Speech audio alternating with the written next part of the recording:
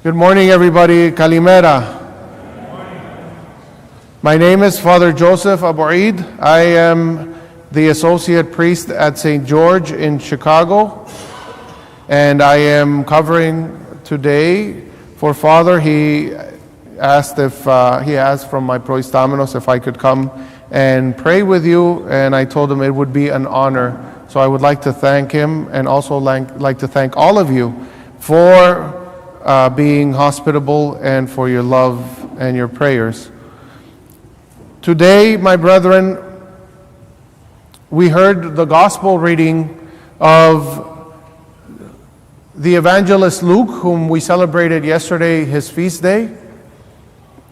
Chapter 7, verses 11 to 16.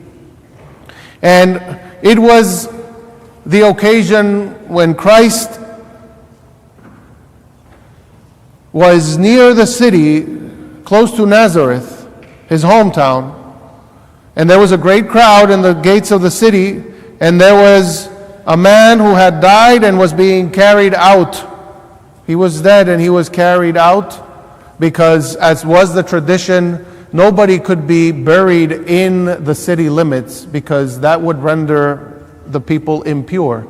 So they would have to be taken or carried out in a procession outside of the city bounds. Only the clergy or the priest would be buried in the temple. So this woman, the mother of this young man, she lost her only son, and now she became a widow because her husband was also dead.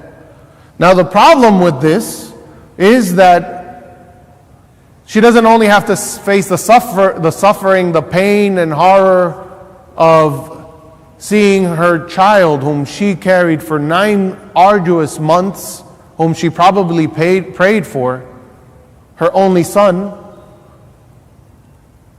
but she also had the pains of delivering him and then the pains of delivering him to the other world.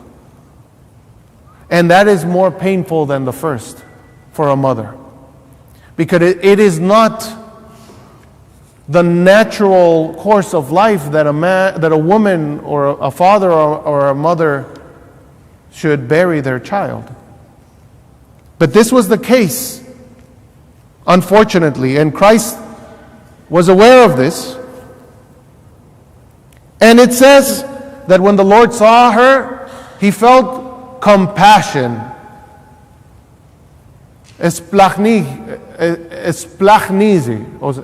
which, forgive my Greek, I'm not Greek, I'm Palestinian, but I try. So I hope I didn't butcher it. Which means, it comes from splachno, which means from within your loins. So when when you hear somebody saying, "Oh my God, I'm sick to my stomach," when you see something that is really awful, you feel sick from the stomach. Well, this is the type of feeling that Christ had when he saw this woman crying the loss of her only son. He felt sick to his stomach. And that is a sign that he was completely human as well, not only God. He felt like us. Not only did he feel like us, he suffered like us, he felt for us as well. And that is empathy. So today I want to talk to you about compassion. The word pathos in Greek is the word we use to describe the sufferings of Christ. This is where we get the term passion, the passion of Christ. So empathy means entering the sufferings of others. That's what Christ did for us. He suffered a death like ours. And he entered into our human sufferings, experiencing the ultimate human suffering, the pain of death. Most people confuse the terms sympathy and empathy. Sympathy is when we feel bad for someone. Sympathy carries with it more than a small dose of pity for others. So it's like when you feel pity for somebody and you say, "Oh, poor fella." Of course, the problem with pity is that it strongly implies a superiority or an altitude superiority to the one in pain or in need, as if you are looking down on him, that poor person that's suffering. In other words, it is never helpful to feel sorry for the other person. For instance, when one of our friends has a death in the family, we say to them, "You have my sympathy." In other words, it could be translated, "I feel bad for you." Sympathy is a feeling only. Empathy, on the other hand, is a feeling with an action. Empathy for the plight of others is very positive and powerful. In it, the empathic person is able to imagine being in a place of the troubled person and feel what that person is feeling. To be in their place, I feel for you. Not I feel sorry for you, I feel with you. In fact, empathy precedes compassion. In order to have compassion, we must first start with empathy. Empathy without compassion leaves the individual drained of energy as a result of feeling what others feel. You feel overwhelmed. Empathy occurs immediately and leaves no emotional room between the individual and the one who is suffering. Compassion is more a cognitive thing in nature.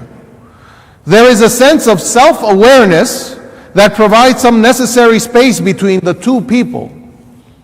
The empathizer experiences the same suffering with the other, leaving the empathizer overwhelmed.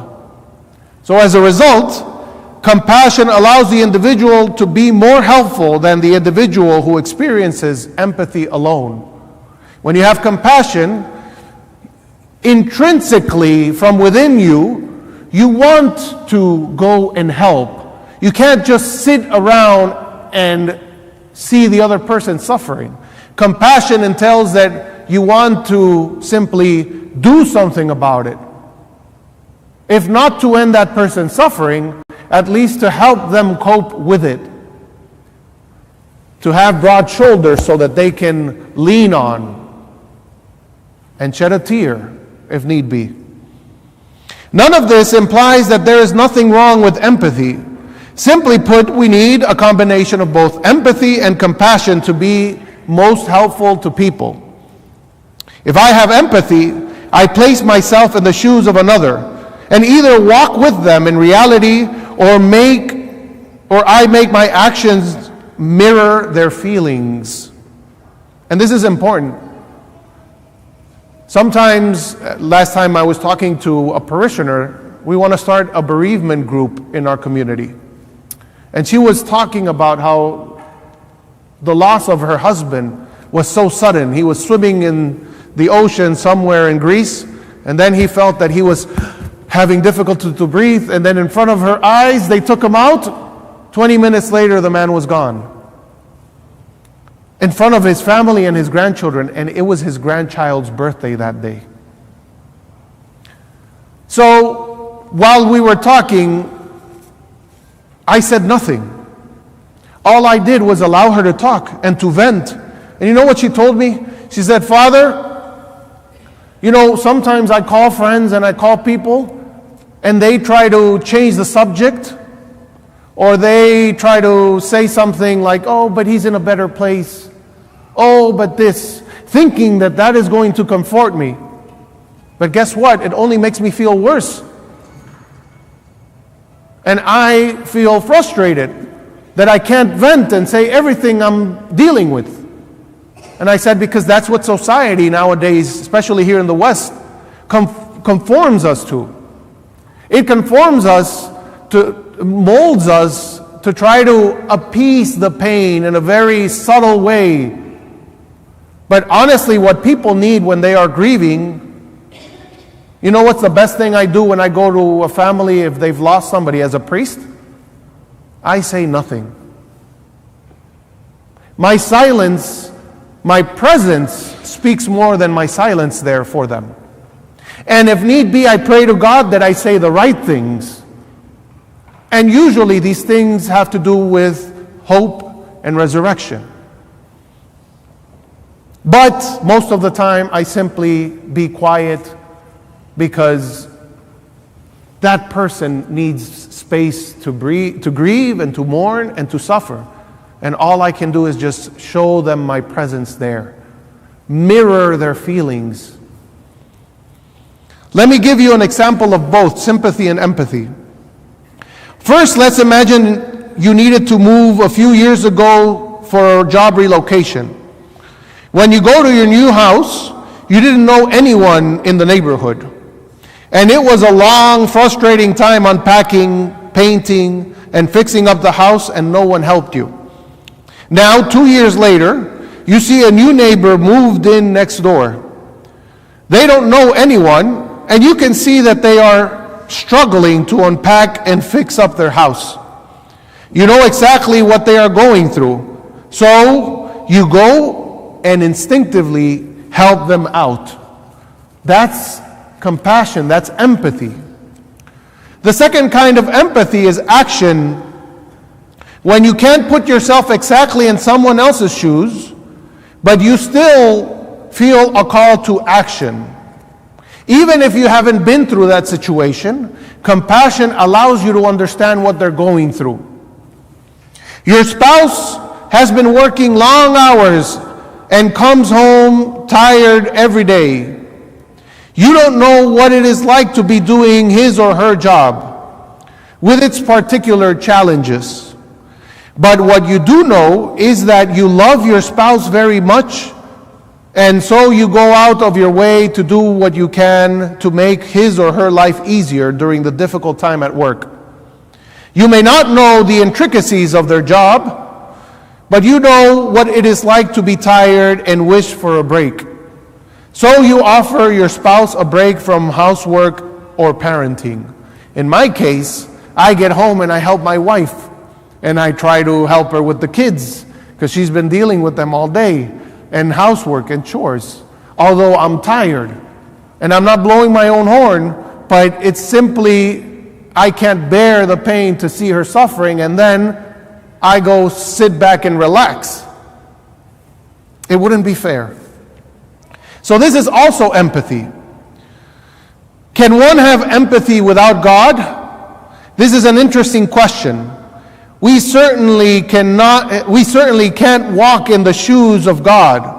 And God is not suffering, so there is no need for us to suffer with Him. We know how the Lord deals with us. He blesses us, He forgives us, He receives us back in repentance. He sees the best in every one of us. He is patient with us. So, if we wanted to be God-like, trying to walk in the shoes of God, then we should extend all of these things to each other. We should offer God-like empathy to those around us because He doesn't need our empathy. He is empathic with us, but He expects us to be empathic with all those around us. The world really needs a lot more empathy. We see a lot of argument, a lot of protest, a lot of defending personal rights to the exclusion of the rights of others. Empathy is when we put the suffering of others even before our own thoughts, trying to walk in their shoes rather than always staying in our own. Empathy from a spiritual perspective, on a scale of 1 to 10, how would you rank the following questions? Do I try to show Christ-like love, patience, forgiveness to those around me? Do I love others as Christ loves me on a scale of 1 to 10? Do I expect love from Christ that I am unwilling to give to others? So I finish with this, my brethren. What would Jesus do? This was a buzz phrase many years ago, but it still has meaning today. I remember I've seen kids with bracelets that say, "What would Jesus do?" Ask yourself, what would he do? How would you react? How would he react in the situation you find yourself today? Empathy from a relationship perspective. Do I step in to help others or only feel sorry for them? Do I try to put myself in the shoes of others and try to see things in their perspective? Think of one friend who is going through a hard time. Rather than feeling bad for them, think of something concrete you can do to help them ease their burden. Just like Christ had compassion of this woman, and it reminded him that he was going to die and his own mother was going to suffer as well and remain a widow. And in that society, widows and orphans were to be taken care of by the community, because a woman that had no husband or no child was by herself. She couldn't work. She couldn't speak for herself. So it was a very difficult life that she was going to live. And just like he himself had compassion of this woman, he had compassion of his mother, the Virgin Mary. And he gave her to his beloved friend. Son, here is your mother. Mother, here is your child. And he took care of her for the rest of his life. He didn't need to, but he did because he loved Christ and he loved the Virgin Mary. So may we all leave today with this message of empathy and compassion, and that it may change our lives and the lives of those around us, here and far. Amen.